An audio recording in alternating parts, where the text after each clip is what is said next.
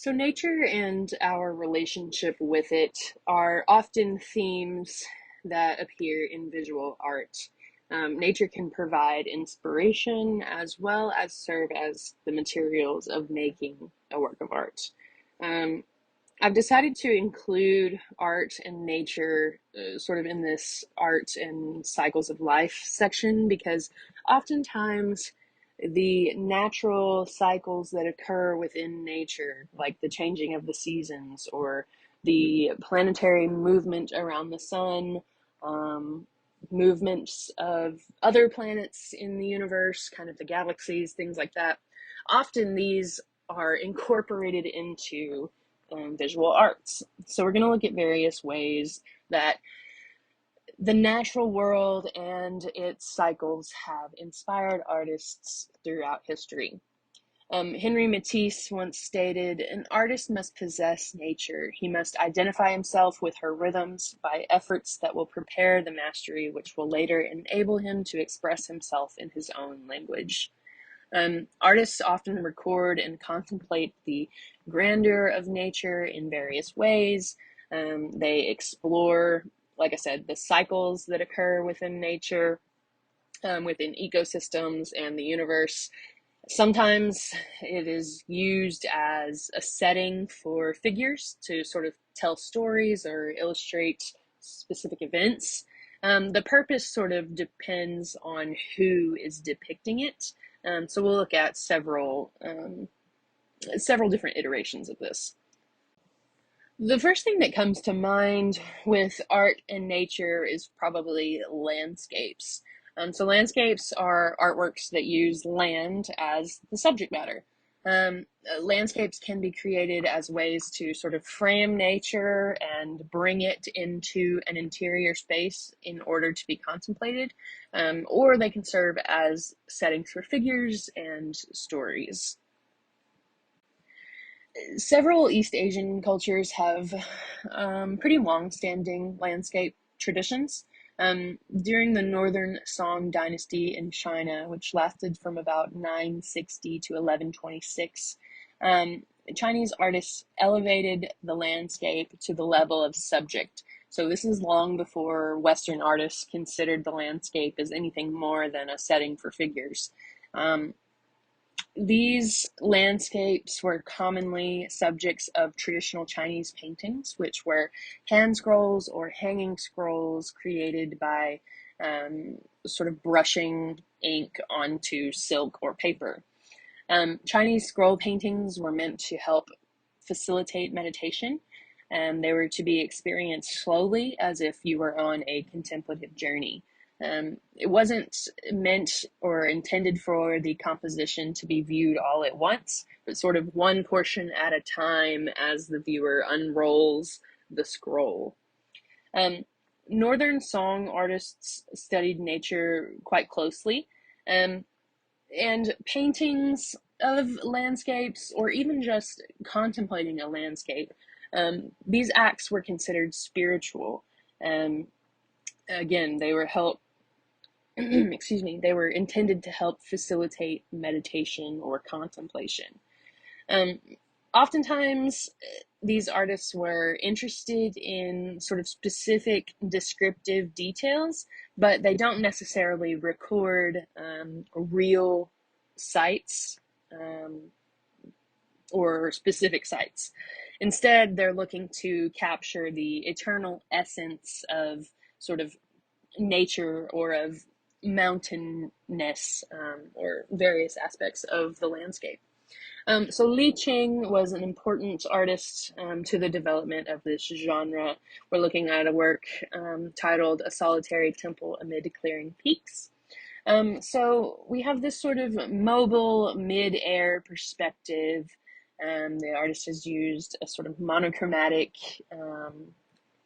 palette with the ink, and this vertical format, and we have a flowing water and kind of this shrouding mist that kind of gathers around the rocky outcroppings here.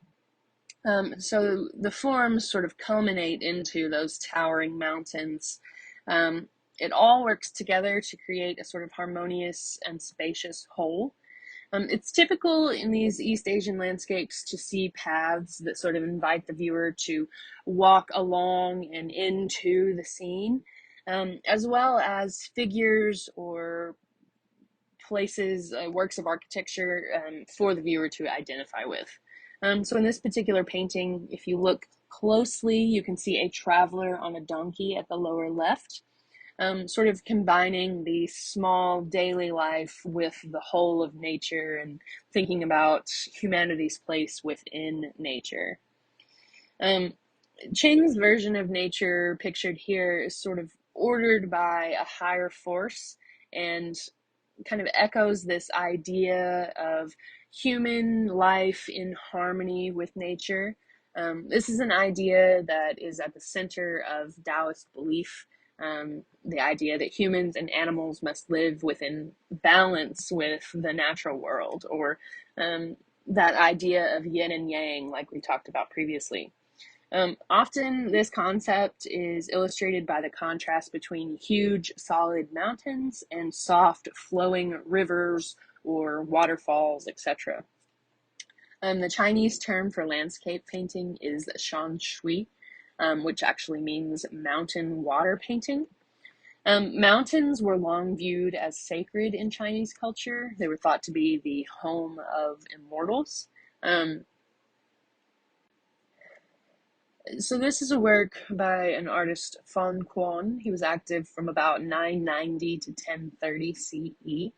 And this particular work is a silk hanging scroll that dates to about the year 1000, and it's titled Travelers Amid Mountains and Streams. This is regarded as one of the great monuments of Chinese art. Fan Quan was a Taoist mountain man.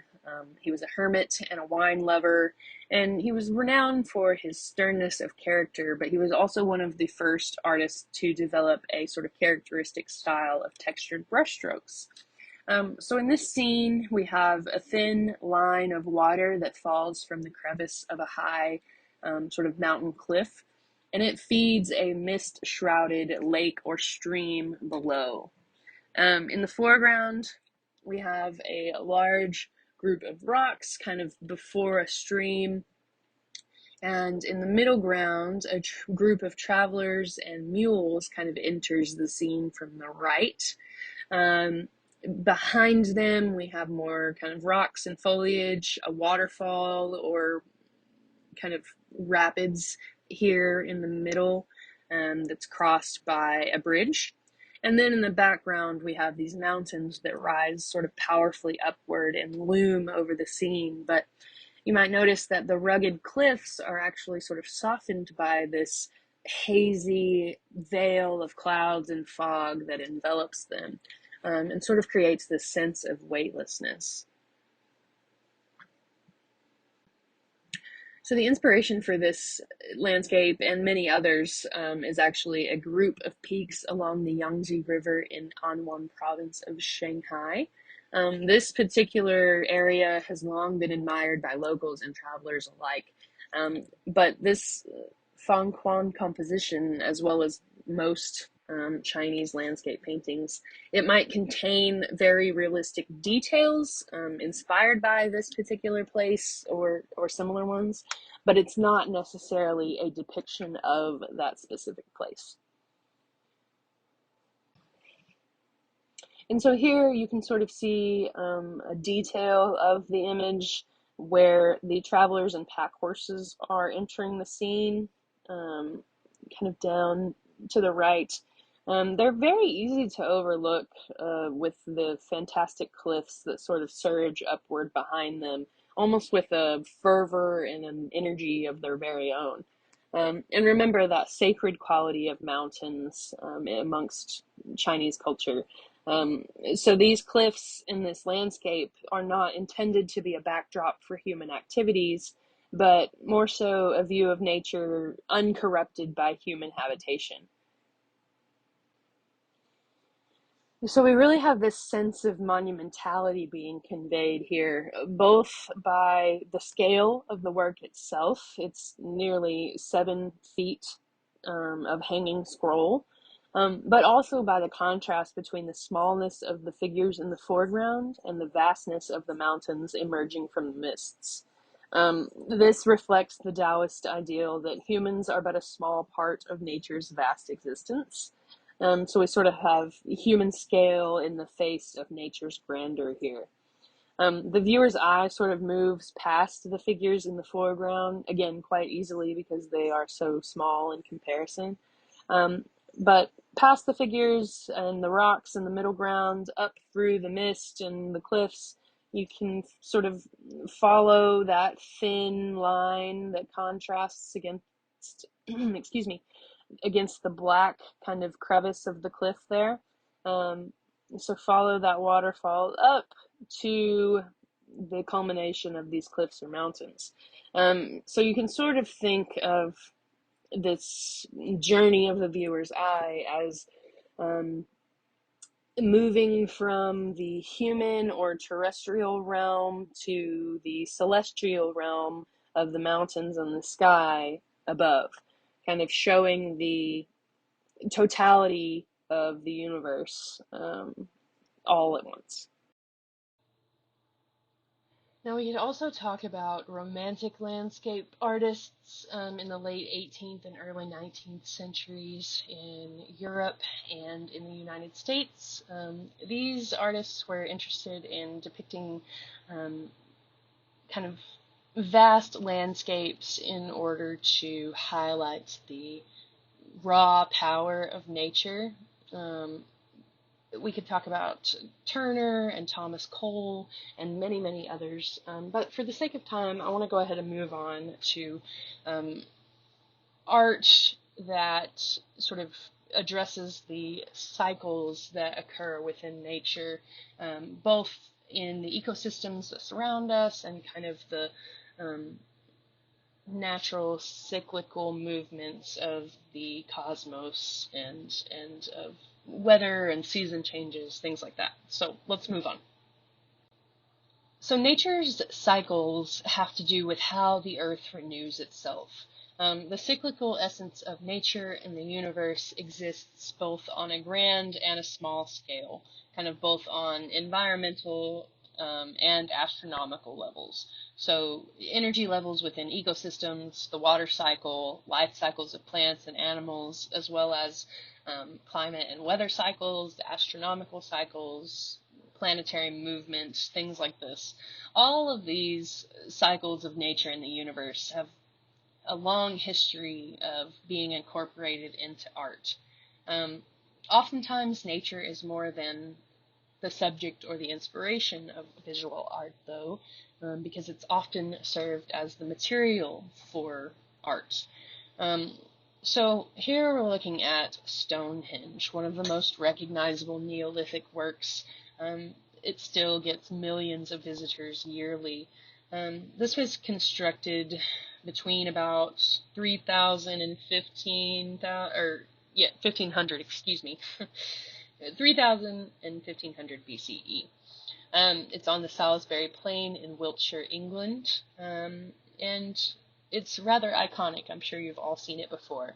So a hinge is simply a circle of something, a circle of stones, posts, maybe simply a built up sort of embankment of earth in a circle. Um, And so the building of Stonehenge occurred in phases, again, sometime between about 3000 and about 1500 BCE.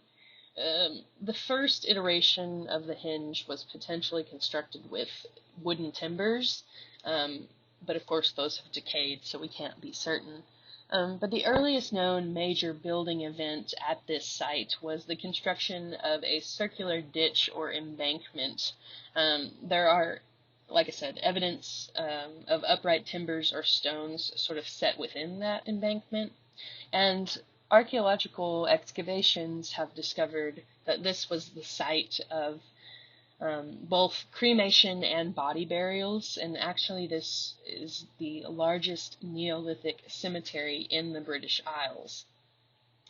Um, Now, around 2500 BC, the timber and earthen structure was rebuilt using what are called blue stones. These are the smaller stones that make up the Stonehenge.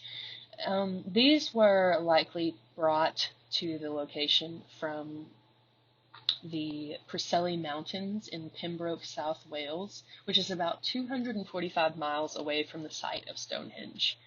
Each of these blue stones weighed about 5 tons, and we sort of suspect that they were moved either over land using rollers and sledges, or perhaps down waterways on rafts, or some sort of combination of both, until they had reached the site of Salisbury. Um, that's a lot of work, a high level of dedication, and it sort of suggests a high level of significance for the site, right? Perhaps the original builders of Stonehenge or their ancestors came from the west, in sort of the South Wales region. So perhaps they brought with them or went back and retrieved these blue stones for some reason. Maybe it was meant to connect them to their past or their heritage and ancestors, some sort of spiritual motivation. We're not sure. But the sheer size and the amount of work that was clearly put into this structure kind of indicates that it was really important for these Neolithic peoples. After the bluestones were put into place in about 2500 BCE, there were a few hundred years of abandonment, and then new generations of Neolithic peoples rearranged the blue stones and brought in sarsen stones. Sarsen stones, it's this kind of sandstone, but it refers to these very large blocks of stone here. So the smaller ones are the blue stones, the larger ones are the sarsen stones. But these were brought in from about 25 miles away. They would have been hammered into size and shape using balls of stone called mauls. And so it was at this time that the sarsen stones were arranged into this continuous circle with a continuous lintel on the top. And then inside that circle, we have 5 huge trilithons, or these sort of post and lintel construction features. Maybe you can think of them as arches. But they were arranged in this sort of horseshoe shape. The open end of the horseshoe faces towards the heel stone, which we'll look at in just a moment, as well as a 1.8-mile avenue that leads from the henge down to the nearby river Avon. So maybe the river Avon was used to transport these stones, and then they would have been kind of moved up that avenue to the site. So the inner U shape that is made up of those 5 trilithons, the center trilithon was much taller. It's actually no longer standing today, but it was originally 24 feet tall and it had a 15-foot long, 3-foot wide lintel. The sarsen circle, this sort of exterior circle, these stones were up to about 26 tons each, and on average they're about 13 feet 6 inches tall, and the diameter of Stonehenge is about 106 feet. The lintels are held in place on the posts using a sort of ball and socket joint, and then they're fixed to each other at each end, kind of here, using a tongue and groove kind of joint. So these were intended to last, and they have lasted for a very long time, right? So this is a sort of graphic reconstruction showing how the sarsen stones were potentially put into place. Modern calculations kind of say that it would have taken about 500 people using strong leather ropes to pull one stone, while roughly 100 other workers moved the rollers into place so that the stone could be let down on them, kind of like this, and then moved forward into space. And then, of course, there would have been other support workers to take care of the laborers and kind of help around the site. Um, so a very large scale building project happening here. But what is the meaning of Stonehenge? Well, megalithic structures are often associated with death. And as I mentioned before, archaeological excavations have revealed that this has long been a site of both cremation and body burials. More recent interpretations have really stressed the role of death and burial within Neolithic society as sort of a fundamental kind of public performance in which the dead and their grave goods were thought of as props, and the celebrants and mourners were the actors in a sort of theater production. And so the monument itself would have served as a stage for this unwritten narrative or plot to unfold against. Um, During the Middle Ages, it was thought that Merlin, the sorcerer, built Stonehenge as King Arthur's mage. The site has also been associated with Celtic druids and priests. So there are a lot of ideas and kind of theories surrounding the site. One of the most solid theories is that this has long been sort of a realm of the dead, a location of burials and probably ceremonies associated with them. But the design also seems to correspond to the observation of several astronomical events, including solstices, eclipse, and it aligns with the movement of the stars, moon cycles, etc. So the most accepted of these astronomical alignments is the axial alignment of the monument with the summer and winter solstices. So you can sort of see here we have the Stonehenge at the center of the site. These ridges represent the earthen embankment that surrounds it, and this is the avenue that leads to the river. So the summer solstice, when viewed from the center of the Stonehenge, is framed by the open end of this horseshoe of trilithons, and the sun rises just almost directly over this heel stone outside the circle. So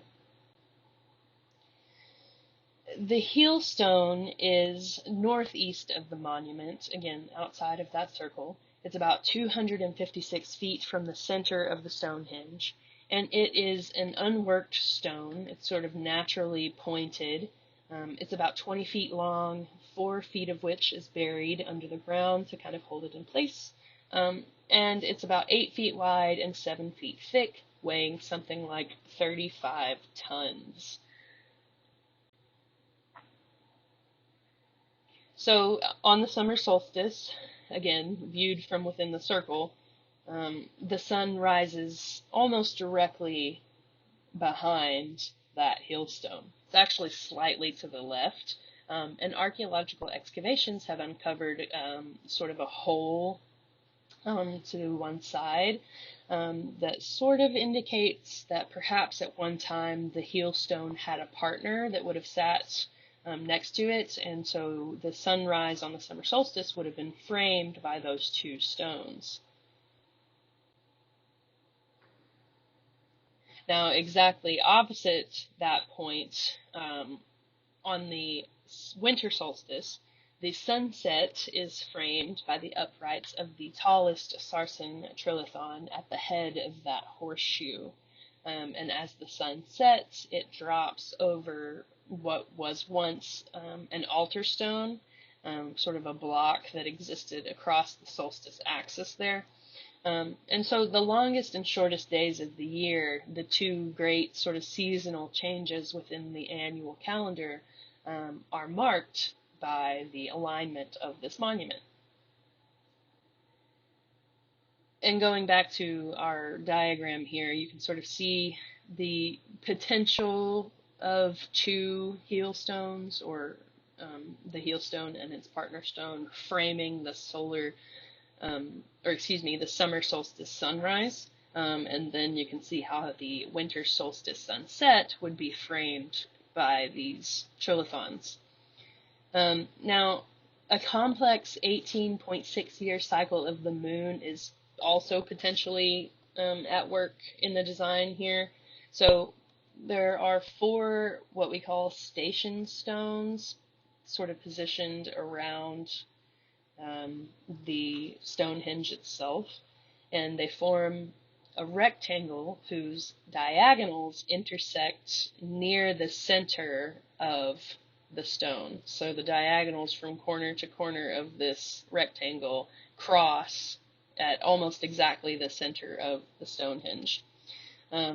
Additionally, the sides of the rectangle also have astronomical significance. One pair of sides marks the summer solstice sunrise and the winter solstice sunset, while the other pair marks the most northerly moonrise and the most southerly moonset. It's only at or very close to the latitude of Stonehenge that these alignments intersect at an angle of 90 degrees. And so the alignment here, all of this implies that the builders of Stonehenge had an incredible amount of knowledge about the sort of global nature of the earth itself and the cyclical essence of the universe and of nature. Marking the passage of time and the natural cycles of the earth was important for many ancient cultures.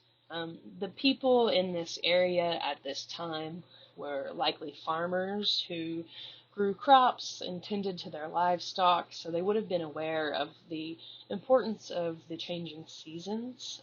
Winter would, of course, bring shorter, colder days and long, dark nights, but with summer's return, they would have warmth and light again. So it's possible that Stonehenge was used as some sort of observatory or calendar, kind of a practical use to help these people know when to plant, grow, and harvest what crops. But there was also probably a spiritual aspect to this as well. Yes, it did probably indicate agricultural seasons, but also probably important times of the year at which the people would remember the dead or worship some particular solar or lunar deity. Archaeological evidence actually suggests that the midwinter celebrations were more important than the midsummer celebrations at this area, which is sort of interesting. Why celebrate and gather at midwinter when the nights are long and the days are cold? The ground is frozen solid, nothing is growing, the sun would have been dim, and the light sort of barely would have scraped above the horizon. But in the position in the sky, that the sun is in at this time really sort of doesn't move very much. And so perhaps the people gathered here to watch the sun set between that great trilithon, and it might have seemed like the sun, or what was considered the giver of light, of warmth, of light, was dying. And then when the seasons began to change and the sun began to move northwards again, it would no longer rise between those two stones, which, even though it's still technically winter, it's still cold and the nights are long, but the sun is beginning to resume its journey towards the north, which is an indicator that summer will return, the cycle of life will continue, so we perhaps are in a period of not necessarily destruction, but perhaps of inactivity, but it will cycle around again to that period of growth and rebirth. So the rebirth of the sun sort of promises another year of life for these Neolithic peoples. There are many ancient monuments that are considered to have astronomical significance. This is Newgrange. This is the best known Irish passage tomb. It dates to about 3200 BC. So it's as old as Stonehenge, though perhaps arguably older since Stonehenge dates from about 3000. Um, but this is a large mound. It's about 80 meters in diameter here, and it is a tomb. So I'll show you a diagram in a second, but there is a sort of tomb within this, and then it's been covered over, right? Um, so the mound itself is surrounded at the base by what are called curb stones. They sort of line together to create a curb. There are 97 total, though the most impressive is the highly decorated entrance stone here. So the mound covers a single tomb, which consists of a long passage and a cross-shaped chamber. The passage points to the southeast, and it's just less than about 19 meters long. It's about 63 feet. And it leads to a chamber that has 3 sort of recesses and a corbelled roof over the chamber. So corbelling, if you remember, involves building sort of overlapping layers that kind of step outward into space until they reach a point in the center where they meet and can be sealed with a capstone.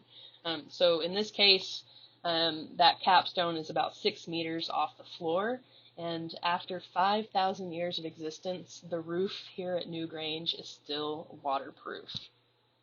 Pretty impressive. Inside the tomb are stone basins on the floor of each of the 3 recesses. These once held the remains of the dead. The remains of at least 5 people have been recovered during the excavations of this site, although originally there was much more bone that might have been there. We're not sure. Most of the bones that we have found were cremated, although small amounts were unburned. Along with the bones, other grave goods of chalk, beads, pendants, and some polished stone balls have been found in this site. And really, one of the many notable features at Newgrange is this small opening or roof box that's situated above the passage entrance. So this is the entrance into the tomb itself, to that corridor that leads to the inner chamber. So kind of a post and lintel entrance here. You can see that entrance stone just before it. But above we have this opening that's called a roof box. So at dawn on the winter solstice, the shortest day of the year, and for several days before and after, which usually the winter solstice falls on or around December 21st. But at dawn, the shaft of sunlight enters through the roof box and shines sort of down the chamber or down the path to the interior chamber of the tomb. And to the Neolithic peoples in this area, the winter solstice would have marked the start of a new year, a sign of the nature's rebirth and kind of this promise of renewed life to come to their crops as well as animals and humans. It's possible that it served as a powerful symbol of the inevitable victory of life over death and perhaps the promise of new life to the spirits of the dead. So this is not only impressive as a sort of earthen structure, but also in its connection to the heavens or the cosmos and kind of the natural cycles of the earth. Moving over to the Americas, we're looking at the Mayan center of Chichen Itza on the Yucatan Peninsula in Mexico. This is one of the greatest Mayan centers in the area. The ancient Mayans were great observers of the skies. They regarded the planets as gods, and so their movements were closely monitored, and their fascination with astronomy is very evident in their art and architecture. So here we're looking at El Castillo, or the castle, also known as the Temple of Kukulkan. This is at Chichen Itza. It was built between the 9th and 12th centuries. It's sort of this radial pyramid with 9 layers of square terraces, which each have sort of stairways up each of the 4 sides of the pyramid here. The 9 layers reference the Mayan underworld of Xibalba, which is said to have 9 layers, kind of like the different layers of hell in Christian ideology. And then originally there would have been a sort of probably wooden superstructure kind of on the top here that would have served as a temple. Um, so the El Castillo pyramid sits directly above a cenote or a sinkhole. These were very important in ancient Mayan civilizations as well as other ancient South American and Mesoamerican cultures. These were important water supplies and also regarded as openings to the underworld, and so oftentimes sacred offerings would be performed here. So again, the pyramid sits on top of one of these cenotes that sort of formed within an underground cave system, but it's also positioned at the intersection between 4 other cenotes in the area, including the sacred cenote to the north of Chichen Itza. So here on this little map, you can see El Castillo, and then to the north, along a sort of raised road or pathway, you could travel to the sacred cenote, which is this one here. It's the sinkhole here is from east to west. It has a diameter of 165 feet, and from north to south of 200 feet, and then again connects to that temple of Kukulkan with a 300-meter road.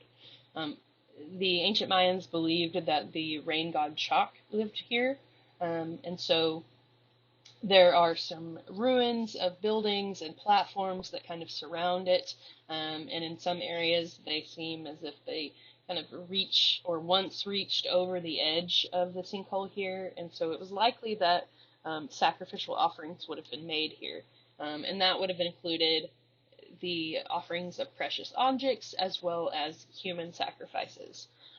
Over 200 bodies, jewels, ceramics, and gold pieces have been found here. It's actually one of the cenotes with the most offerings and sacrifices. The alignment of El Castillo at the sort of intersection of these cenotes really supports the position of the temple as an axis mundi, or a sort of line or stem that runs through the Earth's center, connecting the surface of the Earth to the underworld and to the heavens and around which the universe sort of revolves. And so the temple structure really becomes sort of a sacred mountain.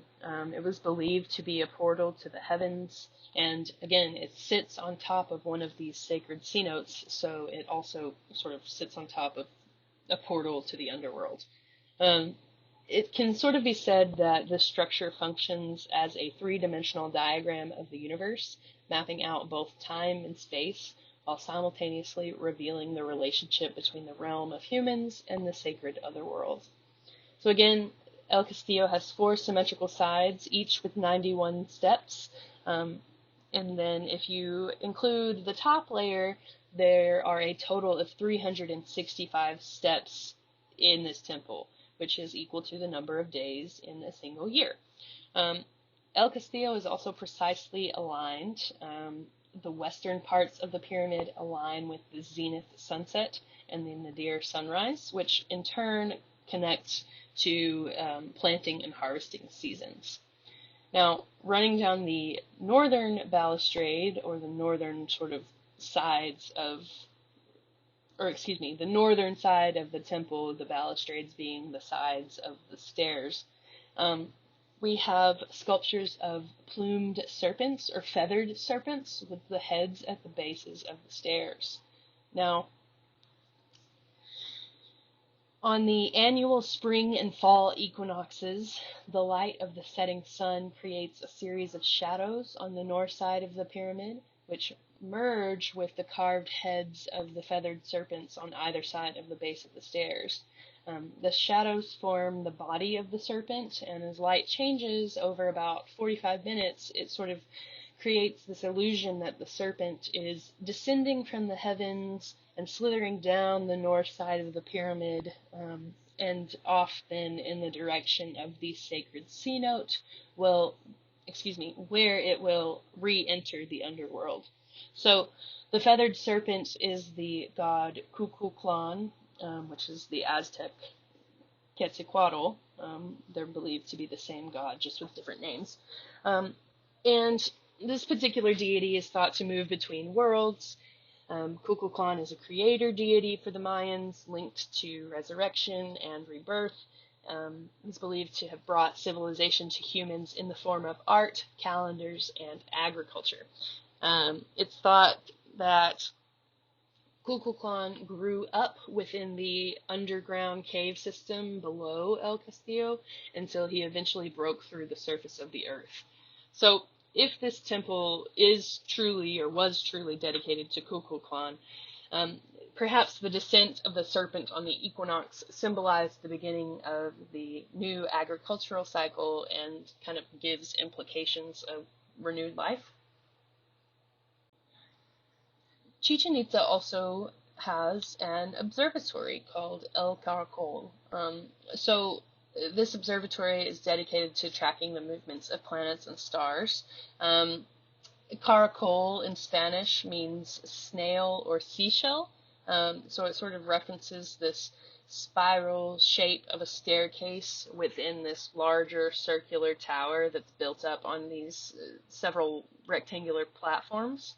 Now, if you think about it, Chichen Itza is in the middle of the sort of rainforest or the jungle here, and so that dense foliage would not necessarily have allowed for the easy observation of the night sky. So to accommodate for that, the Mayans built these sort of observation decks that would have risen sort of out above the jungle. So you can sort of see here the observation room would have been at the top of the tower, again, at the top of that spiral staircase.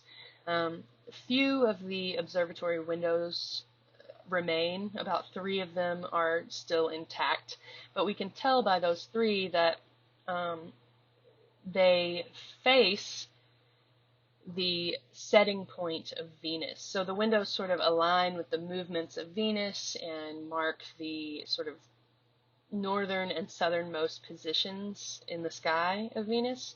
So for whatever reason, Venus was probably the most important object or planet in the sky for the Mayans. The 3rd window there marks astronomical south, and then the corners of the base platform align with the sun shadow on the solstice sunrise and sunset. So there are sort of 20 various astronomical events that have been incorporated into the structure here.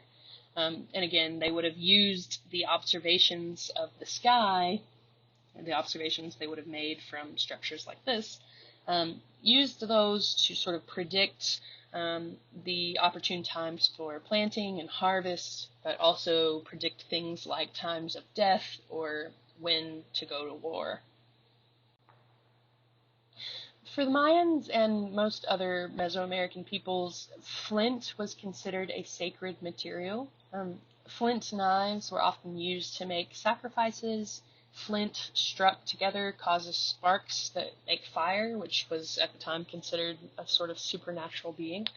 And in fact, flint even smells like smoke after it's struck. But perhaps most importantly, Mesoamericans and Mayans specifically believed that flint was created when lightning struck the ground. So there's sort of this connection between heaven and earth that results in flint. Flint is a very fragile material. It's sort of difficult to carve. And so that really sort of speaks to the high level of craftsmanship of these Mayan artists. Eccentric flints are these sort of carved flint sculptures that are often found as offerings in Mayan tombs. And this one in particular incorporates elements of Maya cosmology and their astronomical knowledge as well. So This depicts the story of creation that was said to have occurred precisely on August 13th, 3114 BCE. So this flint depicts the first father who was sacrificed after losing a ball game to the lords of death. So this shows first father traveling to the Maya underworld, Xibalba, on the back of a great crocodile. He's accompanied with 5 other lords or attendants. So all of the heads are shown in profile. There are 5 heads total. You can see 3 in a row here, sort of on the back of the great crocodile. The 4th head is upside down and doubles as the front foot of the crocodile. And then the 5th head, which is the biggest, takes the place of the crocodile's tail and sort of faces downward. So the crocodile itself is sort of diving downwards, and the heads on the back kind of lean backwards, and the serrated edge of the bottom is indicative of these sort of rough, forceful waves. Like, both of these kind of represent the speed of the plunge of the crocodile as it carries its passengers to the underworld. Now, this particular carving depicts the moment in which the great crocodile transforms into a sacred canoe before diving into the rough waters. This signifies the death of First Father, who will rise later and transform into a maize god and become the creator of humans. But this is more than just a storytelling tool. It's more than just an illustration of the creation story. It's also a tool for astronomical observations. So every year on August 13th, you can, or you could, if you had access to it, I suppose, you can hold this flint up, and the 5 heads will align with the 5 brightest stars of the Milky Way galaxy. At midnight, the stars align parallel with the horizon, but then for the next several hours, the galaxy appears to sort of tilt and fall out of the sky, resembling a canoe kind of diving into the water and therefore mimicking the creation story. Then, right before sunrise, the 3 stars of Orion's belt appear, symbolizing for the Maya the 3 hearthstones of the site of the first father's rebirth. So as the Earth rotates on the night of August 13th, the canoe plunges towards the Earth and arrives stuck upwards at the bottom, stuck upwards, representing the newborn maize god. So when looking at the flint itself, we've got several forms. Again, the crocodile with passengers on its back, but as it sort of plunges downward, it transforms into a canoe, eventually kind of coming to stand vertically and representing First Father's transformation into the maize god. So this kind of large head that takes the place of the tail would be the maize god's profile. And then the maize god goes on to create humans. So this flint is quite impressive, not only for, again, kind of the level of craftsmanship that's been put into it, but it depicts the creation story of the Maya, but also how they observed the movements of the cosmos and the changing planetary locations in the sky, and then related those to their creation story and their current lives. Moving north, this is the Great Serpent Mound in Ohio. This dates to the Mississippian period, so about 700 to 1550 CE. So ancient indigenous peoples in North America have a long tradition of mound building. This particular mound is in the shape of a serpent, and so we call it the Great Serpent Mound. People have argued over which culture designed and built it. Some say it was the Fort Ancient culture, who were influenced by the Mississippian culture. Some say that it was a different group that reworked an existing mound that had been built by the Adena or Hopewell cultures a few hundred years prior. It's been carbon dated to about 1070 CE, so we don't know exactly when it was constructed or how long it took, or even why it was constructed, but we do know that it contains no artifacts or graves within it. There are burials nearby, but the mound itself does not seem to have been built for burial purposes. It's about 1,300 feet in length and ranges from about 1 to 3 feet in height. And so we have a serpent that's sort of slightly crescent-shaped, with the head positioned at the east and the tail to the west, and then it has 7 sort of winding coils between. Near the head, we have a mound that creates this sort of oval or circle. Oftentimes, this is read as sort of a snake with a curling tail and an open mouth, preparing to swallow an egg. Others have interpreted the oval as an enlarged eye. The native peoples of the Middle Ohio Valley have frequently created snake shapes out of copper sheets around the same time. So it seems that the snake, or at least the form of the snake, was important to potentially spiritual practices. But again, we're not entirely sure. But interestingly, the Great Serpent Mound also seems to align with the cosmos. So this was potentially created in response to some sort of spectacular astronomical display. It was, again, carbon dated to about 1070, and in the year 1066, we know that Halley's Comet passed over. So perhaps this was some sort of reaction to that, or maybe there was some sort of supernova or other event.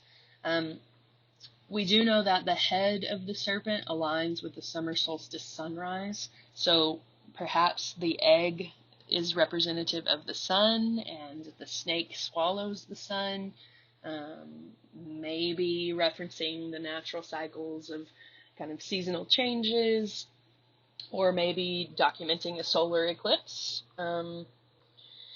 But the design of the mound also matches up with the shape of the constellation Draco. So the star Thuban, or Alpha Draconis, served as the North Pole star from the 4th to the 2nd millennium BC. And so it lines up with the first curve in the snake's torso from the head, and this alignment sort of suggests a second purpose, or a different purpose, I suppose, for the serpent mound, in that it implies it might have been a kind of compass to help determine true north.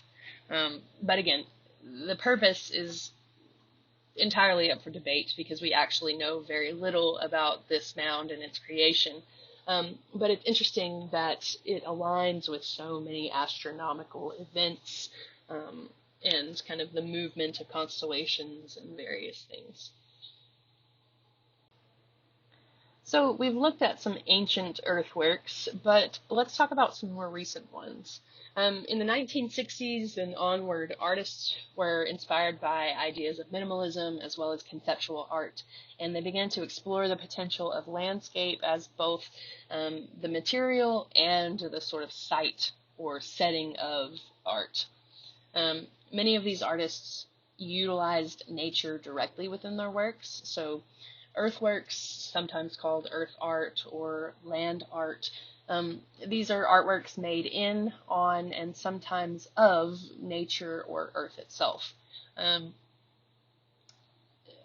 In the 60s, these artists started developing monumental landscape projects, obviously not for the first time.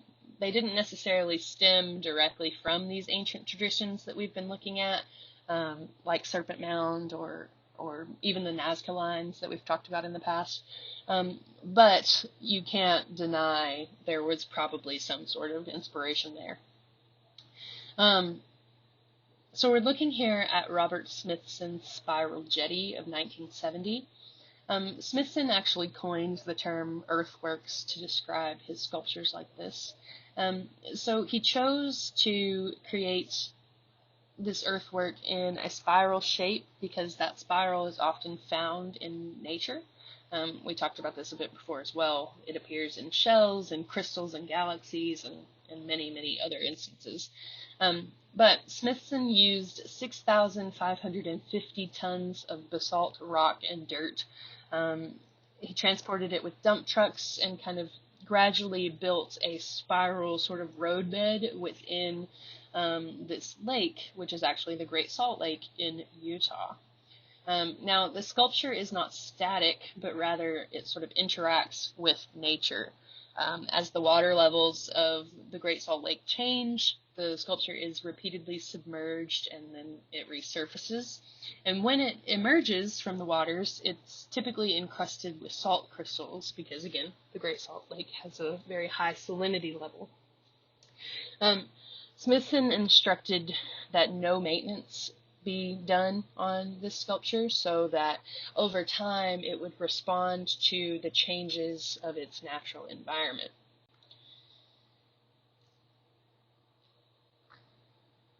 He also created Broken Circle and Spiral Hill, which are sort of similar to Spiral Jetty, and these are from 1971 and 72.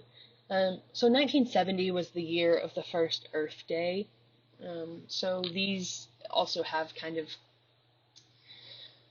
relations to celebrations of the natural world and kind of the preservation of it, of humanity's interaction or relationship with nature. But these are also ephemeral. So typically these are made with natural materials, and as I said, Smithson instructed that no maintenance be performed on his earthworks. So eventually these will sort of return to the earth, or be taken back by nature.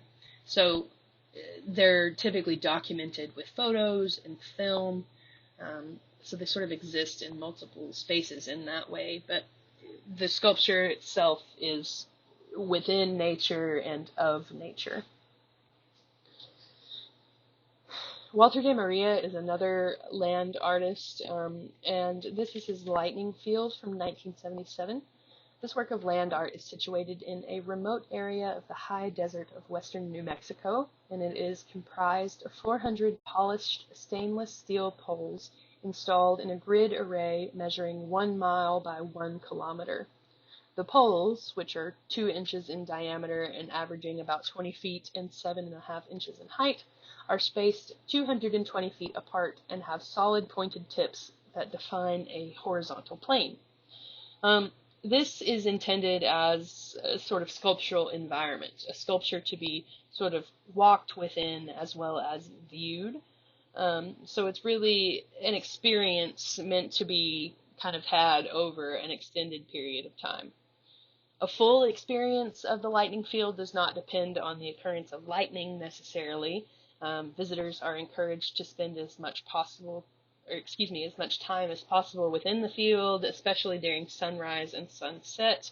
And you can even book an overnight stay in sort of the facilities nearby so that you have kind of the maximum opportunity to experience the changing weather and landscape around you.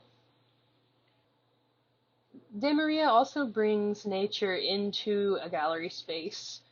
So here in his 1977 New York Earth Room, he's taken a 3,600 square foot gallery space and filled it with 250 square cubic yards of earth. So the dirt in this room is 22 inches deep. You can see in the photo on the left that it reaches up to the bottom of the windowsills. I think he installed this first in Munich in about 1968, in Darmstadt in 1974, and then in New York in 1977. And it's actually been on public display in New York since 1980. So his inspiration for this work was um, minimalism, but also nature, of course. He's trying to bridge the gap between nature and humanity. And in the middle of busy Soho, New York, he's created this sort of quiet sanctuary in which the viewer can experience and be reminded of nature. Um, the horizon he describes as simply a minimal horizontal interior earth sculpture. Sorry, let me say that again. Um, the horizon he described as a minimal horizontal interior earth sculpture. Now, interestingly, I mentioned this has been on display in New York since 1980. Um, the dirt that is in the room is the same dirt as 40 years ago. There's a caretaker that rakes the dirt and weeds it, waters it weekly. They didn't do anything to sort of um, sterilize the dirt before they placed it in the gallery space, so it was full of sort of living bacteria and organisms. So this room and the artwork itself is sort of constantly changing and evolving. So De Maria here is thinking about the cycles of the earth, how things grow and decay over time, as well as humanity's relationship to the earth and to those cycles. Maya Lin also likes to look at the natural world. She does so through lenses of science, history, politics, culture, but she also thinks about memory, time, and language. This is her wave field from 1995. It's at the University of Michigan in Ann Arbor. This is an earth and grass sculpture that was installed in front of the aerospace building on campus. It's a pure earth sculpture that occupies a square space of 90 feet by 90 feet and represents a naturally occurring wave pattern. The artist described it as pure poetry. It is a very gentle space that exists on a very human scale. It is a sanctuary, yet it's playful, and with the changing shadows of the sun, it is completely transformed throughout the day. The wave field expresses my desire to completely integrate a work within its site, revealing the connectedness of art to the landscape, or landscape as art. This is her 11-minute line from 2004. This was the first of a series of earthworks using drawn lines. This one is in Sweden. It's actually in a pasture on one of the largest organic dairy farms in Northern Europe, with over 1,000 cows that sort of romp around and stomp over the sculpture on a daily basis. Um, the earthen mound itself is 12 feet high and about 1,600 feet long. Maya Lin grew up in Ohio, and she was inspired by the Great Serpent Mound. She was thinking about how when Europeans first arrived in America and discovered the Serpent Mound, they concluded that an earlier group of Europeans must have made it and then traveled back to the Old World.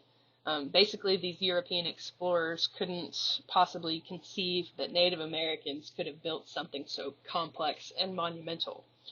So Maya Lin here has kind of decided to add a subtle element of irony to her 11-minute line by turning the tables and bringing a design that was inspired by the New World back to the Old World. But she's also sort of thinking about how lines have personalities and they can communicate messages of their own. And in a way, this particular line sort of takes on, I don't know, kind of a form of maybe a signature. So perhaps this is the artist's signature left on the earth itself. We looked at Andy Goldsworthy a bit before. He's a British earth artist who works on a sort of smaller scale. He makes site-specific works that are very ephemeral. He uses natural elements from the natural settings and then leaves them so that nature will reclaim them.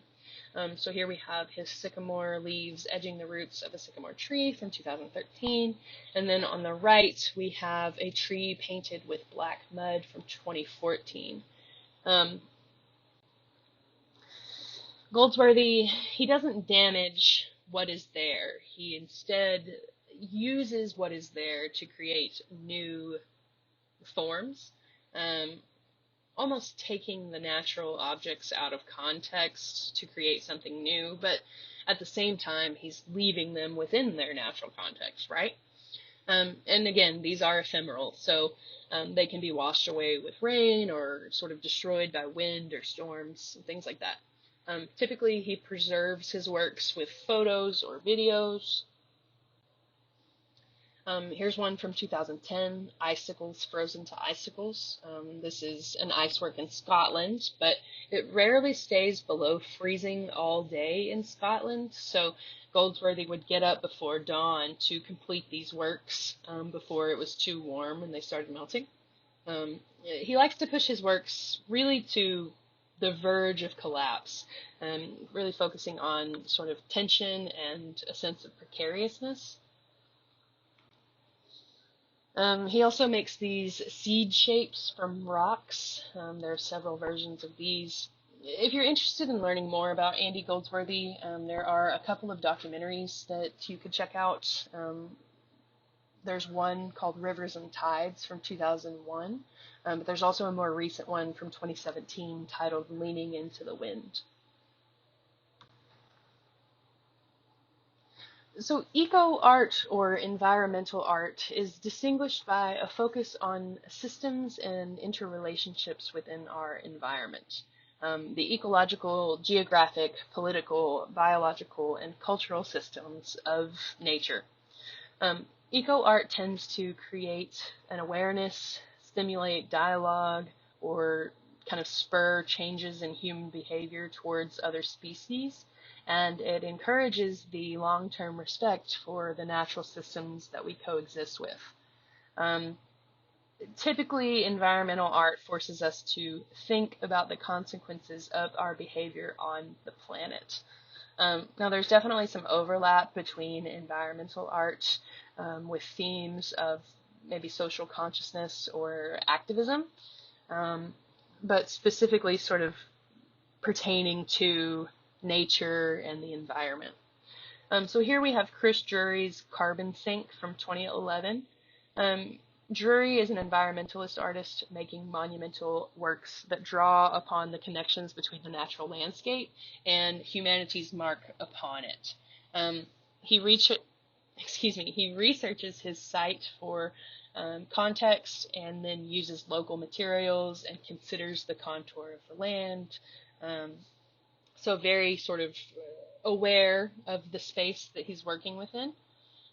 Here it's sort of a vortex of charred logs in this space. The local coal mining activities had a very adverse effect on sort of the climate change, on the nearby forest in this area. The forest had been devastated by pine beetles as well, and so he's using pine logs from trees that died during that infestation. Because of global warming, the rising temperatures make it so that the beetles can sort of extend the range of their habitat into higher elevations, like this particular forest. And so the infestation and the subsequent death of all of these trees in this forest are, yes, because of the beetles, but the infestation of beetles itself is because of global warming, and therefore because of human activity and kind of interaction with nature. This work is about 14 feet in diameter, and it's intended to stay until it decays and returns to the earth. But it was actually removed in May of 2012 because of pressures from the coal mining industry. Here is Chris Drury's Finger Maze from 2006. So he's created a sort of maze kind of in the ground here using stones. He's thinking about, again, humanity's impact on the natural world and things like the carbon footprint we leave behind, although in this case, a carbon fingerprint. Martin Hill and Philippa Jones have been traveling around the world making collaborative environmental sculptures since 1994. Similar to Andy Goldsworthy, they use only natural materials found on site, and then those materials soon return to nature and become a source of new life. Their works explore ideas about relationships between human and natural systems, and they are designed to express nature's circular regenerative design and interconnectedness. So this particular sculpture is titled End of the Line.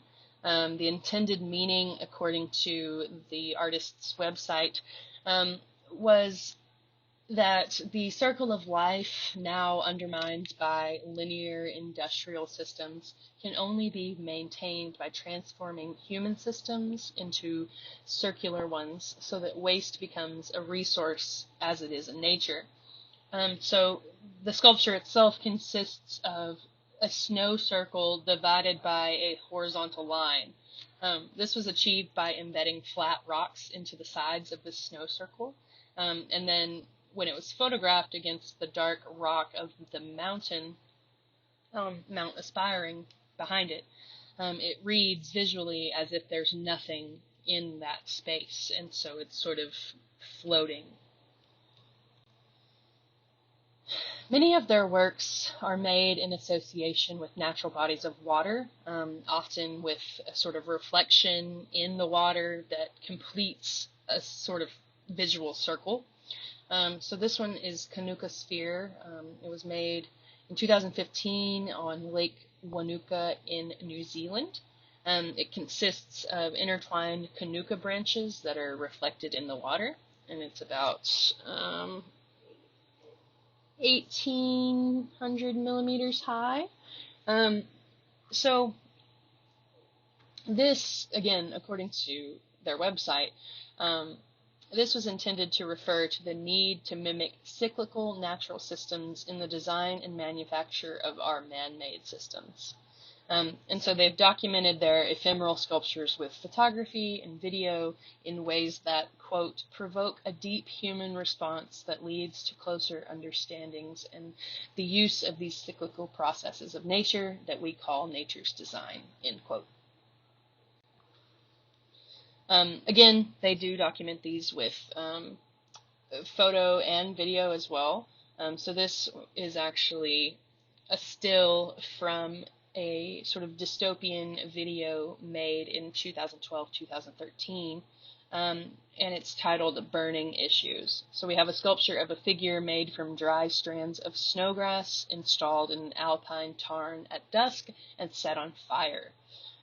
This is a reference to global warming. The world scientists have repeatedly warned governments and people that if we don't alter our operating systems to eliminate carbon emissions and restore our ecosystems, the life support systems of Earth on which we rely will be sort of compromised beyond repair. So these artists are really trying to draw attention to that and spur social change.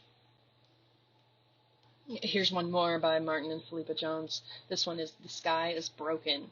And I'll read you the caption for this particular photo from their site. It states, "Things are not always what they seem. These are not holes in the sky, but patterns on the frozen surface of a lake seen from a cliff above. The amount of carbon dioxide in the atmosphere passed the threshold of 420 parts per million, according to the National Oceanic and Atmospheric Administration. ppm, parts per million, is a unit of measurement used to quantify pollution in the atmosphere. The safe considered level is 350 ppm. Here we have a work by Maya Lin once more. This time she's bringing nature into the gallery space, and in particular bringing her sort of natural waveforms into the museum space. This is Untitled Topographical Landscape. It comes from an exhibition, a show that she put on titled Topologies. And this is constructed with cut particle board in various kind of shapes or heights. So it creates this dune or water-like form. She was originally concerned that this work was too object-like. She really wanted the pieces to pull on the viewer's experiential interactions with the earth, rather than for it to read as sort of sculpture. Here is a work, um, sort of a mixture between sculpture and installation, I suppose. This is Folding the Chesapeake from 2015. It consists of 54,000 marbles. So Maya Lin made drawings of the Chesapeake Bay, and its sort of watershed systems based on images from NASA. During the 19th century, the Bay Area was brimming with life, but during the 20th century, that sort of declined quite a bit. However, since 2009, that is on the rise because they passed the Chesapeake Clean Water Act and the Ecosystem Restoration Act. So in Lin's work, the marbles are parts of a whole, and they are meant to represent the 2,700 species that live in the Chesapeake Bay ecosystem. Here's one that's sort of similar. I included it because it's actually at Crystal Bridges, so you might have seen this before, or you might have the opportunity to see it in the future. Again, using satellite imagery, she has sort of recreated the Upper White River, and she's done it with a precious material, so using silver here. So really thinking about the preciousness of water and of pollution of water, and how, humans, the presence of humans kind of changes the landscape around us and affects the natural systems and cycles around us. Here's a work by Maya Lin that's a bit different. It's actually a web-based work, and it's titled What is Missing? This refers to species and habitats within the natural world. She collects natural sounds, videos, and animations, and then weaves them into this web-based memorial. So the homepage is a map with color-coded clickable dots. Some of these take you to pages with personal memories or pages that show and discuss specific spaces within the natural world. Some of them play sounds that relate to those spaces, while others are quiet. This is meant to show how the biodiversity of an area used to be versus how it is now. Some of the dots take you to core videos and animations that kind of detail information about the habitats and species that have gone extinct. So there's sort of this time travel-esque element to this work. It's a map for present and future conservation efforts, and that inspires people to preserve biodiversity and sort of imagine different trajectories based on our actions as humans. There are also additional buttons along the bottom of the page that show how quickly current green spaces could be depleted at the current rates of deforestation. So this is all about action and hope, trying to inspire the viewer to think about the relationship between humanity and nature and what effect we have on nature. And this traveling cone from 2010 is associated with What is Missing. So here she's thinking about absence without knowing what exactly is missing. So again, in reference to species and habitat loss. The cone itself is made of bronze and recycled redwood. Viewers can look down it and hear nature sounds, see rainforest footage, and various things. So it's meant to help viewers listen to the earth.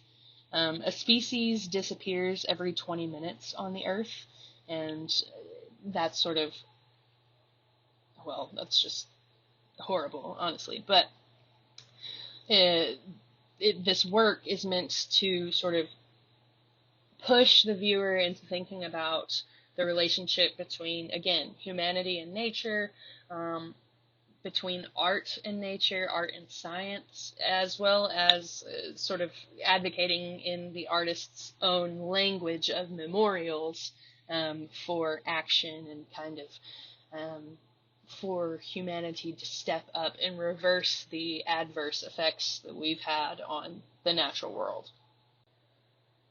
Here we have a work by the Danish Icelandic artist Olafur Eliasson. This is Riverbed at the Louisiana Museum in Denmark in 2014 and 15. Here the artist has taken the south wing of the museum and transformed it into this rocky, wet landscape that includes stones from Ireland, as well as a small stream that flows through 3 rooms of galleries. Now, the gallery rooms have control over how much water flows and things like that. So really, the artist is merging art and architecture with nature, sort of building on artists like Walter de Maria and his Earth Room. It's kind of an uncomfortable space because there are no windows, no horizon, but there's also this lovely sense of nature, and it kind of inspires a longing within the viewer to actually go out and be in nature. And then the viewer, as they walk on the work, that sort of mimics humanity's impact on nature as a whole. Here we have Eliasson's Ice Watch. There are different iterations of this. He did one in Paris and one in Copenhagen. I think there have been a few others. But these consist of installations of 12 large ice blocks in a circular sort of clock formation. The ice is actually broken off polar ice caps, and sort of transported to the site. Rather kind of arduous in process. But he did the first one in Paris, I believe, during the UN climate change meeting in order to comment on the urgency of the climate situation. And so again, this is a sort of arduous process. He goes and finds the ice blocks in the Arctic and transports them to the site. And, you know, it is ice, so it is going to melt. It's only a matter of when. So they have to be sort of timely in the installation of these. And then people interact with them differently. There's sort of I don't know, it's almost as if people are afraid to interact with them in some cases, but then we also have people who are very intimately interacting with them. So very much inspiring the viewer to think about the impact that our actions have on the climate and on our planet. Here's another work by Eliasson. This is Presence of Absence in 2016, and this deals with global warming as well. So here he's taken snow from Greenland that was formed millions of years ago and put it into metal casings and then cast concrete around that and then allowed the snow to melt. And so what's left is a cast of what has been lost. So sort of taking something ephemeral or impermanent and making it permanent, kind of freezing its absence into this block of concrete and into the mind of the viewer as well. This is Eliasson's Weather Project from 2003. It was installed at the Tate Modern Turbine Hall. Here he's thinking about natural processes and bringing them into a gallery space. So he's recreated the sun and sky and then pumps a fine mist of sugar water into the space, really kind of mimicking or recreating the natural world inside. Throughout the day within the space, the mist accumulates in cloud-like formations before dissipating.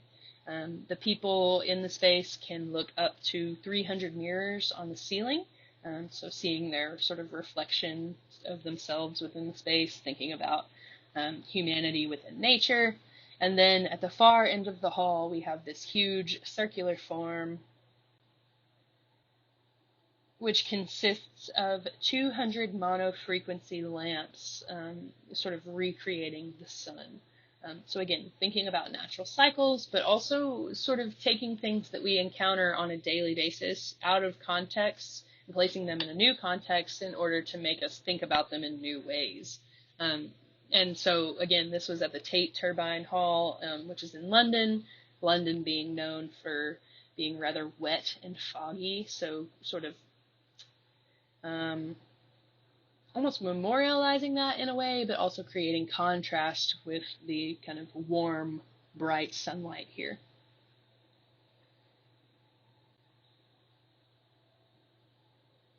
And we also have Giuseppe Pinone. He is an artist that's been active since the 1960s, but we're just going to look at a couple of his more recent things here. So here we have Cedro de Versailles from 2000 to 2003. He's carved tree trunks to sort of reveal the sapling within, and then also removed the bark from the exterior. So on the left we have him working, and on the right we have the final product on display. So he's sort of digging into this tree trunk as if he were an archaeologist excavating through layers of earth in order to find out what happened at a certain location in the past, right? So he's thinking about the young within the old, about layers and growth, the passage of time and change. Also potentially about natural cycles, which are sort of illustrated within the rings of a tree as it grows, right? This work is titled "It Will Continue to Grow Except at This Point." It was originally conceived by the artist in 1968, but it was ongoing at least through 2003, though I would be interested to know if it's still in progress. I should look that up.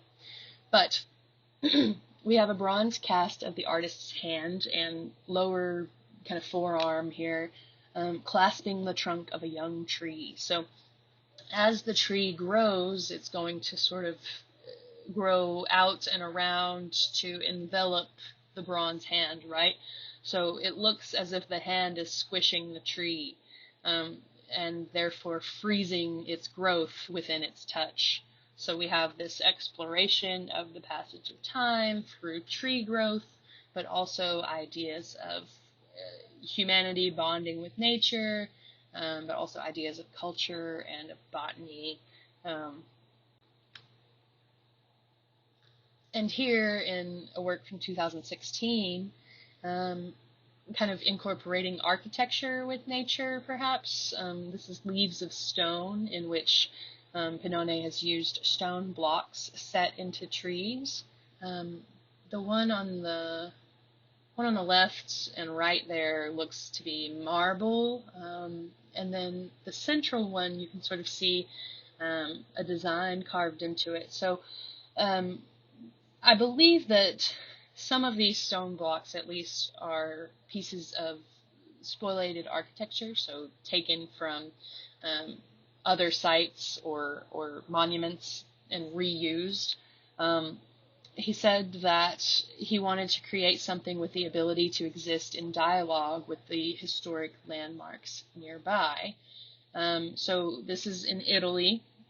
So the artist is thinking about the ancient Romans, as well as the Italian Renaissance and the sort of history of stone architecture, ruins, and sculpture, and then incorporating that into the living dialogue of nature. The tree will eventually morph and grow around the stone and kind of envelop it and become one with it.